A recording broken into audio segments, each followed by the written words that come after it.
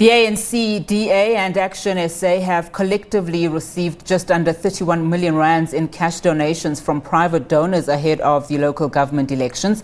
This was reported by the IEC in terms of the Political Party Funding Act, which came into force on the 1st of April this year. Now, the Act requires political parties and their donors to disclose to the IEC donations of about 100,000 rands and the IEC to publish this information every 3 months. The Commission has just released its first quarterly political funding disclosure report.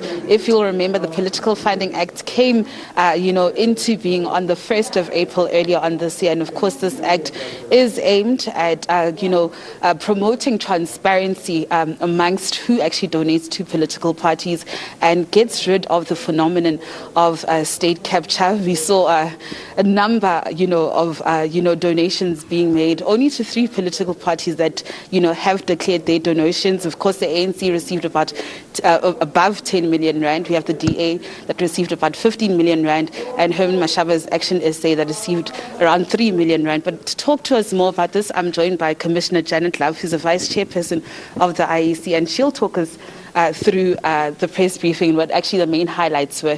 Commissioner Love, thank you so much for joining us in the SABC. Always a pleasure having you. I mean, is the IEC happy about this process, and how many political parties had actually declared to the Commission? Look, I think that we know that this is something that's starting. It's new for everybody.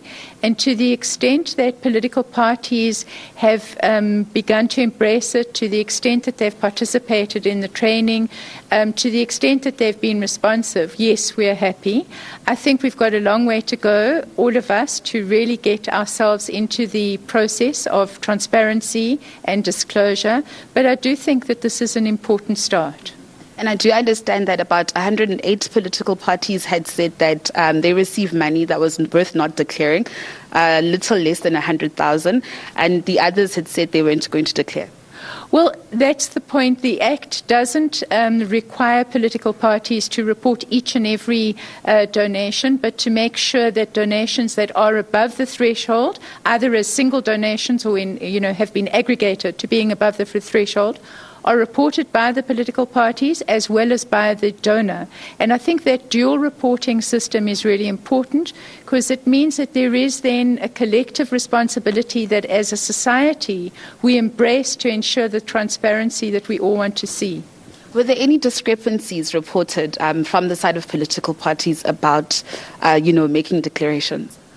Look, at this stage, we didn't see discrepancies. We didn't hear any sort of major issues and concerns, but we are aware that there are smaller, unrepresented, registered political parties that really, have some challenges that they are having to think through, and that is that in order to come completely into the fold, there are certain obligations, including in relation to audit, and they, of course, some of those political parties are really not having the resources at this stage.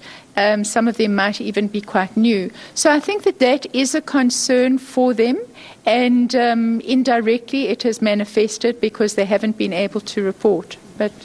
And let's also talk about the Multi-Party Democracy Fund. I know the IEC has been garnering support, trying to encourage and create awareness around the fund. Only one person made a donation of 2,000 rand. I think, first of all, I want to again thank Mr. Graham for his recognition and his embracing of the idea of multi-party democracy. I think the important thing about that fund is it's a fund that enables somebody or an organization that is not necessarily wanting to choose this or that party to elevate in terms of a donation, but really wants to ensure that our political party system, our democracy, our competition between parties remains real. And so he committed to that. Unfortunately, the awareness about this fund, it's new, it's internationally a first time. That awareness hasn't really, I think, been fully embraced.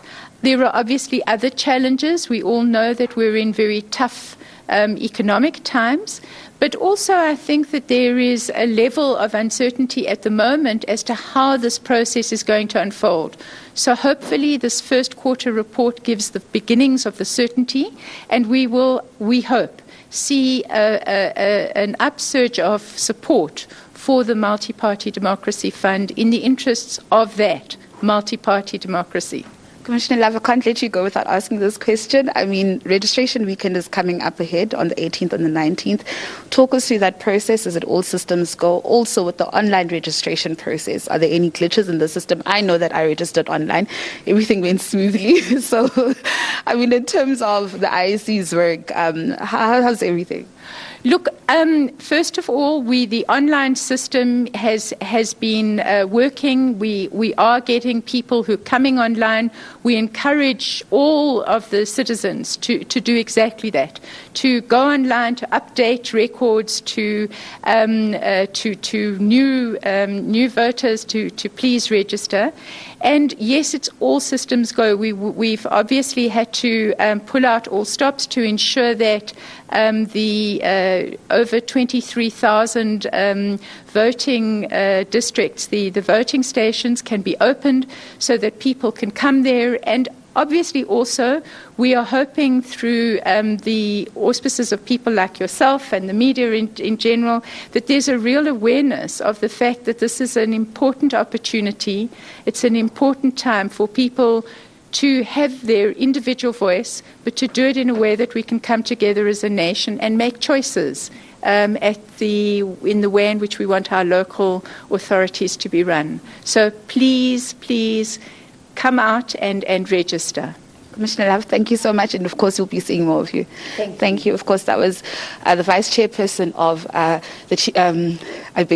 IEC, Commissioner Janet Love, just talking us through, the Commission releasing its first quarterly political funding disclosure report. And in case you missed those numbers, we have the ANC, of course, which has conceded to having financial troubles, declaring over 10 million rand, the Democratic Alliance declaring about 15 million rand, and of course, Herman Mashaba's Action SA declaring 3 million rand. With that said, from me, Natasha Piri and Tulo Minare, it's back to you.